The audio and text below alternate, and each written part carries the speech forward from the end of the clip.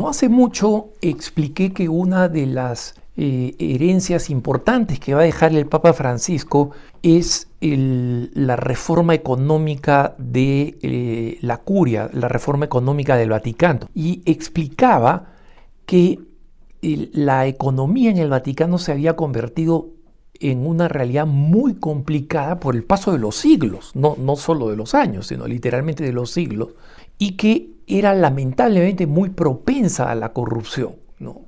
Porque, como explicaba, muchas veces se había decidido que determinadas colectas terminaran en uno de los dicasterios determinados, o que existieran, me parece que son 28 o 30 fundaciones distintas que están vinculadas al Vaticano, entre comillas. Y digo entre comillas porque efectivamente se crearon vinculadas al Vaticano, pero básicamente para escapar de la ley italiana. Al ser del Vaticano, son, digamos, de un Estado independiente y soberano, ¿no?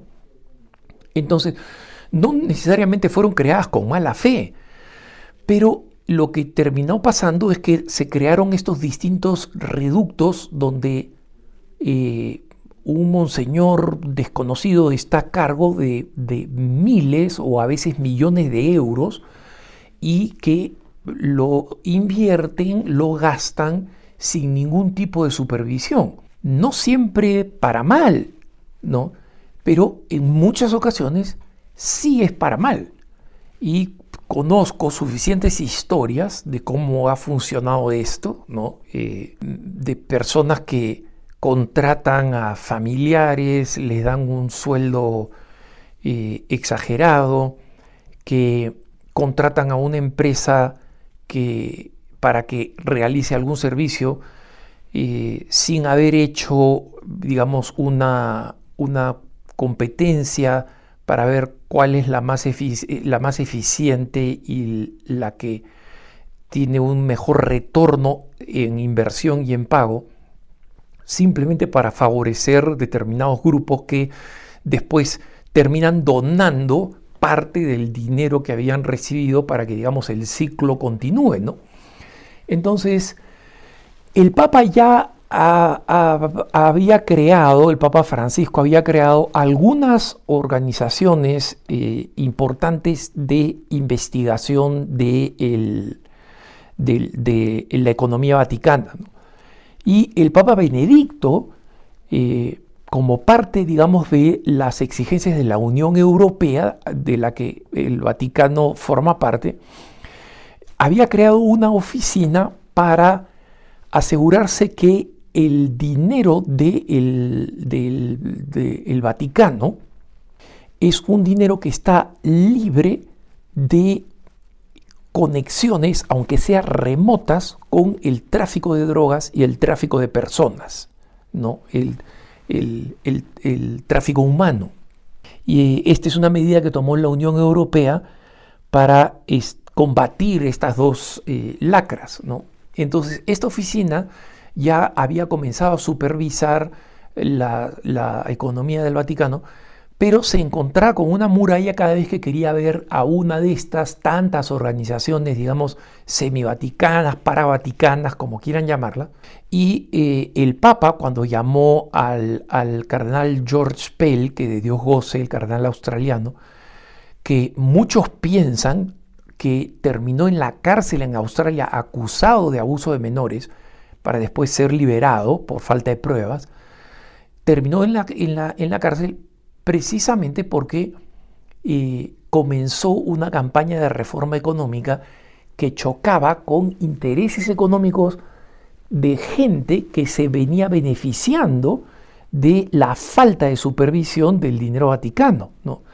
Conocemos por lo menos uno de los escándalos de cómo el dinero de la Secretaría de Estado del Vaticano, ¿no?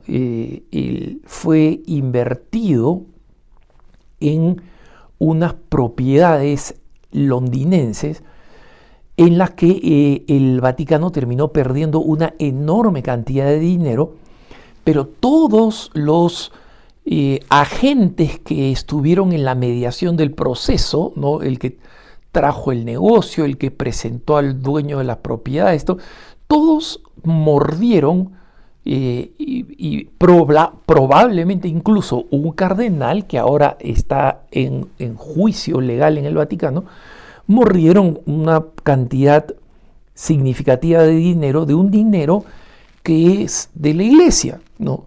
Pero que estaba asignado a la Secretaría de Estado. O sea, el hecho de que estos distintos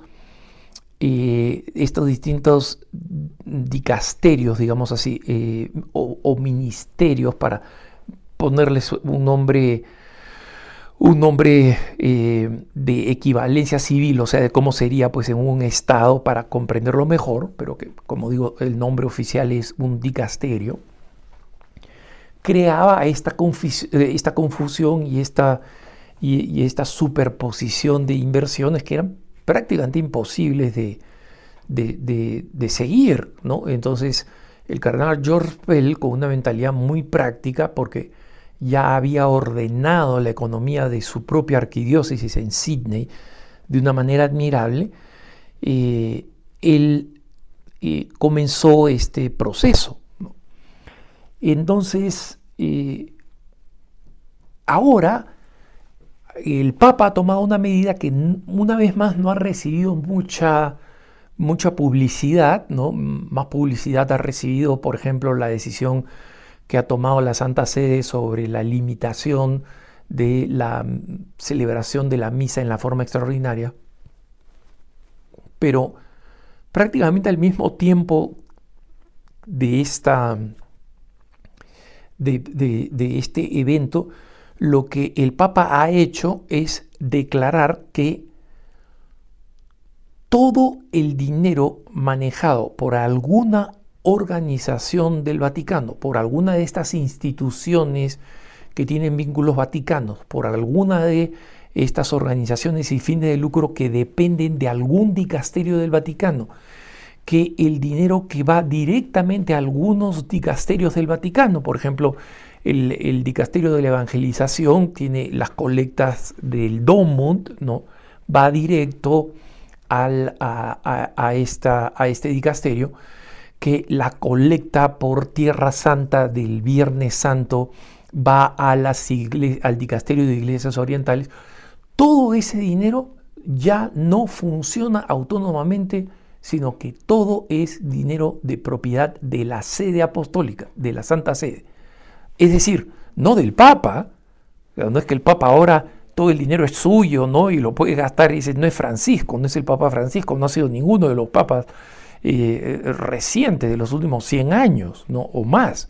Pero lo que está diciendo es que ya no se mueve un centavo sin que no sea fiscalizado por la Oficina de Fiscalización de la Santa Sede. Y esto es un gran éxito póstumo que el pobre cardenal Pell, que sufrió las consecuencias de tratar de eliminar la corrupción en el Vaticano, realmente algo que él estará celebrando el camino al cielo, ¿no?